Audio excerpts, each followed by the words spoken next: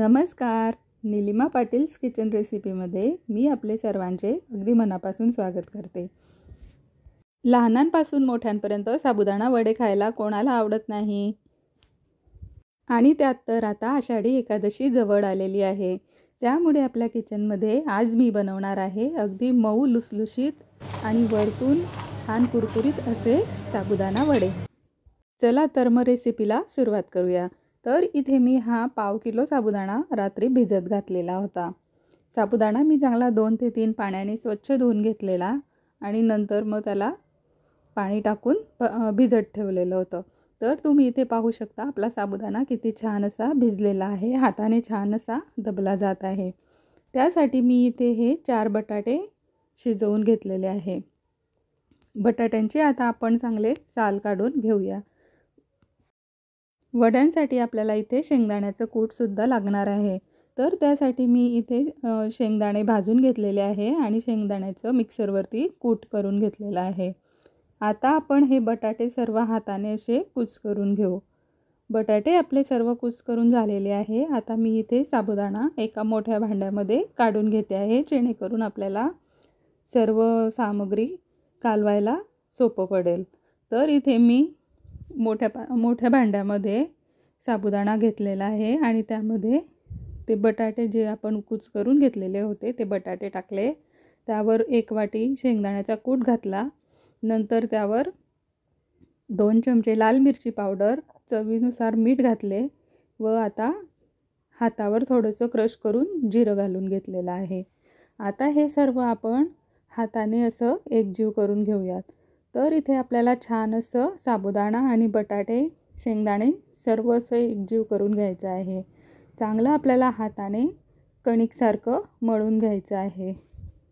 तर इथे आपल्याला एक टीप लक्षात ठेवायची आहे, ती म्हणजे साबुदाणा आपल्याला चांगला हाताने बटाट्यांमध्ये असा चांगला मिक्स करून चुरून घ्यायचा आहे, जेणेकरून आपले वडे आपण बाइंडिंग वड्यांना छान येईल आणि तेलामध्ये ते फुटणार नाही. तर इथे तुम्ही बघू शकता आपलं साबुदाणा पीठ भिजवून तयार झालेलं आहे. वड्यांसोबत खायला आपण एक चटणी बनवणार आहोत. तर ती चटणी बनवण्यासाठी इथे मी भाजलेले शेंगदाणे घेतलेले आहे. भाजलेल्या शेंगदाण्यांमध्ये भाजलेल्या हिरव्या मिरच्या घातलेल्या आहे. त्यामध्ये थोडंसं चवीपुरतं मीठ घातलं व आता हे पाणी टाकून मिक्सरवरती बारीक करून याची चटणी करून घेऊयात. तर चटणीला आपल्याला तडका द्यायचा आहे. त्यासाठी मी इथे कढई तापायला ठेवलेली आहे. कढईमध्ये मी जिरे घातलेले आहे. ज्याला उपवासाला जिरे चालत असेल त्यांनीच जिरे घालायचे आहे. जर ज्यांना जिरं उपवासाला चालत नाही त्यांनी नाही घातलं तरी चालेल. आता आपण तेलामध्ये आपली चटणी सोडून देऊयात. त्यामध्ये आपल्याला लागेल तेवढं आपण पाणी टाकून घ्यायचं आहे. आपल्या आवडीप्रमाणे आपल्याला पाणी घालायचं आहे. त्यामध्ये मी 1 निंबूचा रस टाकून घेतलेला आहे व 1 चमचा साखरसुद्धा टाकून घेतलेली आहे. तर अशी आपली ही साबुदाण्याची वड्यांसोबत खायला आमटी तयार झालेली आहे. साबुदाण्याचे वडे आपण आता वळून घेऊया. तर इथे मी एक छोटा गोळा हातावर घेतलेला आहे. हाताला थोडंसं तेलाचे बोट लावलेलं आहे आणि नंतर असा साबुदाण्याला गोल आकार देऊन त्याला थोडंसं असं चपटं करून घेतलेलं आहे. तर इथे तुम्ही पाहू शकता. आता मी दुसराही साबुदाण्याचा वडा तसाच करून घेते आहे. थोडासा हातावर गोल करून घ्यायचा आहे. नंतर हातावर थोडासा चपटा करून घ्यायचा आहे. आजूबाजूंनी त्याच्या कडासुद्धा आपल्याला चांगल्या करून घ्यायच्या आहे. तर इथे आपले सर्व वडे बनून तयार झालेले आहेत. आता तळण्यासाठी इथे मी कढई तापायला ठेवलं. कढईमध्ये मी तेल टाकून घेतलेले आहे आणि आता आपले तेल गरम झाले की नाही हे मी थोडासा साबुदाण्याच्या पिठाचा गोळा टाकून चेक करून घेतलेला आहे. तर आपलं तेल छान असं गरम झालेलं आहे.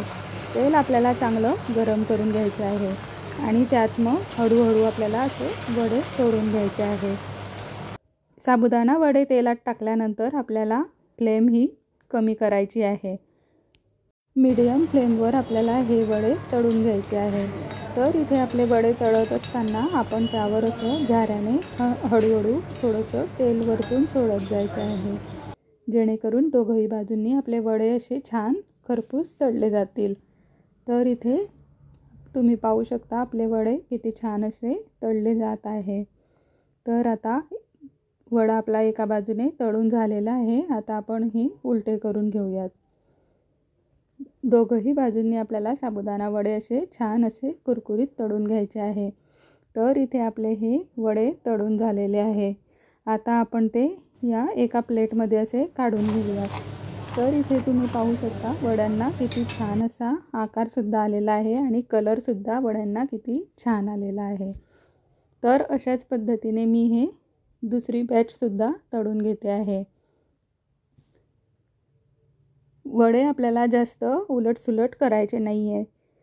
आपला एकही वडा तेलामध्ये असा फुटला जात नाही आहे। वडे खूप छान असे तळले जात आहे।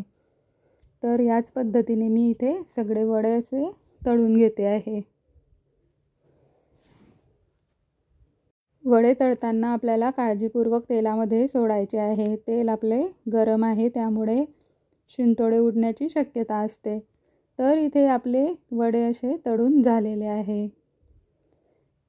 किती छान आपले वडे इथे दिसत आहे आणि इथे मी तुम्हाला थोडंसं आवाज दाखवते वड्यांचा। तर किती छान असे कुरकुरीत वडे आपले झालेले आहे।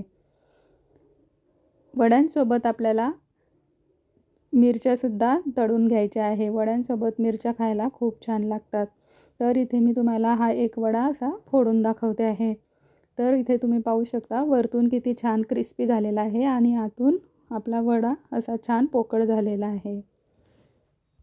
तर तुम्हाला आपली ही आजची साबुदाणा वड्यांची रेसिपी कशी वाटली हे मला कमेंट्स करून नक्की कळवा आणि तुम्ही ही एकदा अवश्य करून पहा।